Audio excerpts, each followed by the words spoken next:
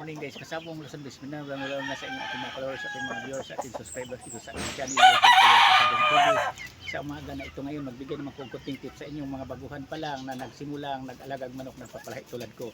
Bago ko ipagpatuloy kasabong, ipakila ko man sa inyo itong hawak kong manok. Ito siya ang kulay din na palahi kong dumgri, talisay nga bulik. Dito sa pag-alaga natin ng manok, ang pinaka-importante dito na huwag natin titirin ang ibinigay nating pagkain vitamin sa ating mga alagang mga sisiw.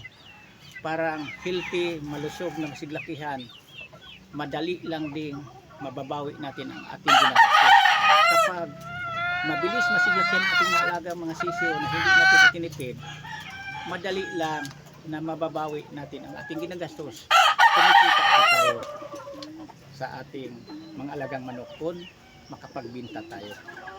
Iyan ang pinaka-importante, na kung magmamanok tayo, mag-alaga tayo, kailangan mayroon tayo sapat na pang-budget, pang-maintenance sa kanila.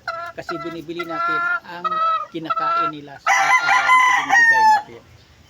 Kailangan talaga sa pagmamanok na huwag tipirin. Kasi kung itinipid mo, nakatipid ka nga, kailang tipid naman ang kanilang paglaki, mabagal masiglakihan na babansot. Pero ang manok mo kung hindi natin tipirin, magastos nga, pero madali lang naman mabalik sa atin, mababawi ang ating ginagastos kasi mabilis lang namang masiglakihan. Nagkadepende yan sa atin kasi sa pag-alaga. Dapat ang pag-alaga, dapat pag magbigay tayo ng pagkain vitamins, huwag na natin tipirin para ang ating mga alagang mga manok, healthy ang mga pangatawan, maganda ang ibibigay presyo sa atin sa namimilig manok. Doon tayo kumikita. Pero ang manok natin na itinipid natin, hindi talaga tayo kumikita dahil tipid ang pangatawan, pandipis ang pangatawan, mahina ang pangatawan, mahina din ang ibinigay presyo sa atin sa namimilig manok. Dito tayo kumikita sa mga manok natin na sakto sa alaga, hindi natin itinipid dahil may mga kamahalan bibilhin sa namimilig manok sa tamang presyo kapag maganda ang pangatawan sa ating mga alagang manok. Gumaganda ang pangatawan sa ating mga alagang manok kapag hindi natin tipirin. Yan ang pinaka-importante na gagawin nating magmamanok, lalong-lalo na sa inyong mga baguhan pa lang. Kailangan kung mag-alaga tayong manok, may sapat tayo na pagkukunan talaga ng pang-maintenance sa kanila na pambili natin pang-ilangan sa pang-araw-araw sa ating mga alagang manok. Kasi ang ating mga manok, ginagastosan natin to araw-araw. Pira din ang ginagastos natin para makakain ito sila. Kailangan bago tayo magpadami ng manok, kailangan mayroon tayo na sapat na pang-budget sa kanila para hindi maging kawawa ang ating mga alaga, maglaki silang healthy, malusog ang pangatawan, kumikita tayo. Kasi hindi tayo kumikita ito sa alaga manok kapag tipirin natin ang ating ibinigayang pagkain vitamins.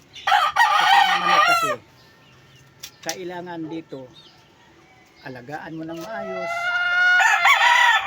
Kung mayroong napansin kang sinisipon sa umpisa pa lang, gagamitin mo na kaagad para hindi lumalala, hindi ninipis ang pangatawan.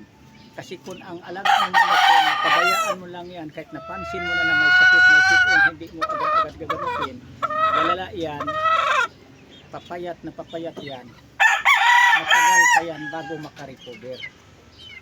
Lugi ka ngayon sa iyong ginagastos dahil dubli-dubli na ang iyong bibilhing vitamins pagkain bago maibalik sa dating maganda pangatawan. Pag maganda kasi ang pangatawan sa ating mga alagang manok, doon pa tayo magkaroon ng extra income na kitaan dahil maganda din ang presyo kapag ibibinta na natin ang ating mga alagang manok. Dito sa pag-alagang manok, malinis, marangal, na pamaraan na kumikita tayo sa pagmamanok. Yan lang. Maraming salamat ulit sa tulong.